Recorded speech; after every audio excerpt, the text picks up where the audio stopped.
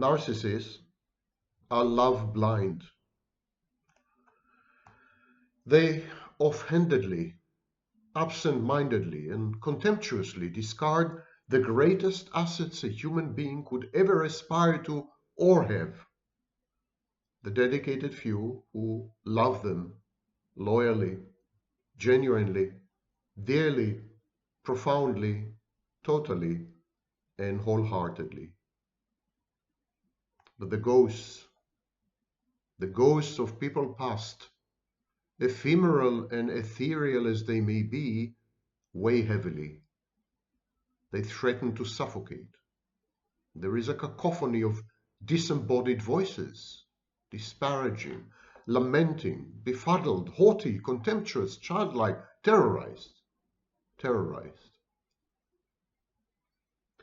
Nothing is more stifling than the atmosphere abutting a decaying narcissist, this putrefaction, the end of a life most thwarted, sepia apparition that is a stuttering, pallid, intermittent version of its embalmed former self, its juiceless battery bleeding the acid of surrender into a lunar inner landscape. The gangrenous reeking of necrotic desolation, oozing apparent remorse. The narcissist, as time passes, is more and more alone, shunned, abandoned, hated, and the narcissist disintegrates in slow but inexorable motion, a penumbral spectre claiming counterfactual existence. A salted pillar, frozen and stultified, aghast at the unfolding calamity of his or her own personal Sodom and Gomorrah. And so it is time for soul searching. But how?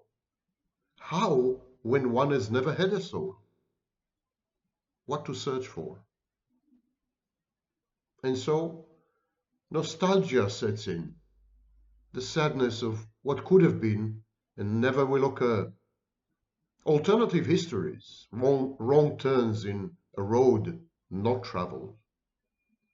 Haunted by memories, hunted by failures, thwarted potentials, forsaken promises, the narcissist is besieged.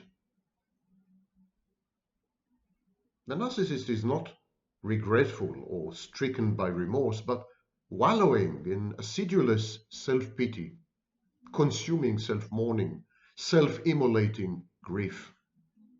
Distant echoes and the rumblings of the end.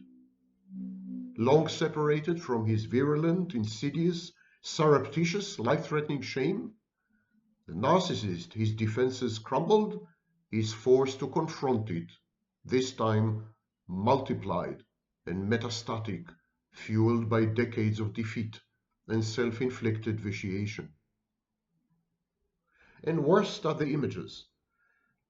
Worst are the images, beheaded faces afloat, disemboweled, decontextualized memories, sharp as knives, the aimlessness of it all. Everything is ruined. There's no legacy.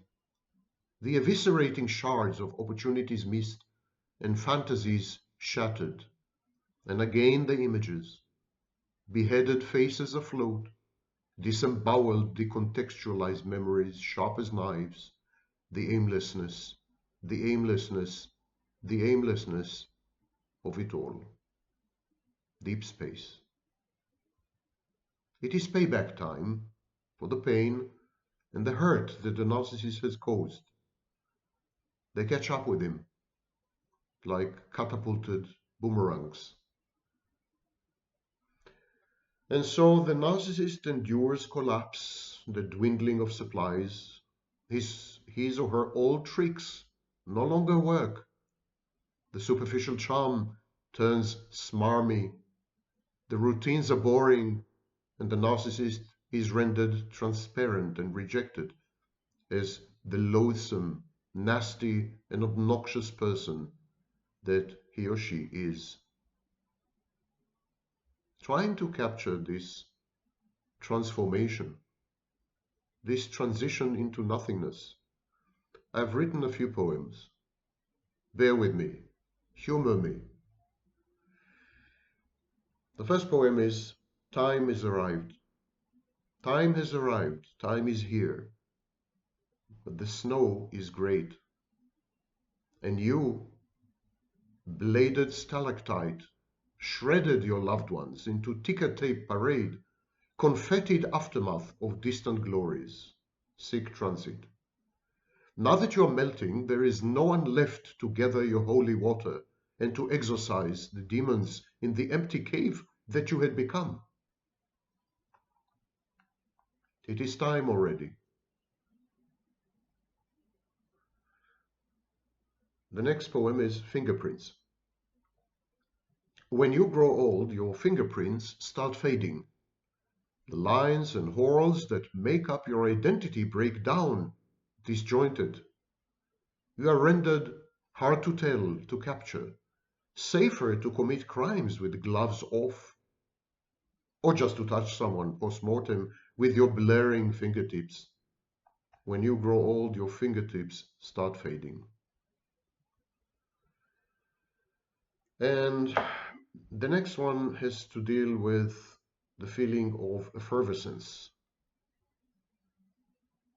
Like a ghost, I pass away, imprinted in your lives, the minds and retinas of lovers strewn across my path, ephemeral.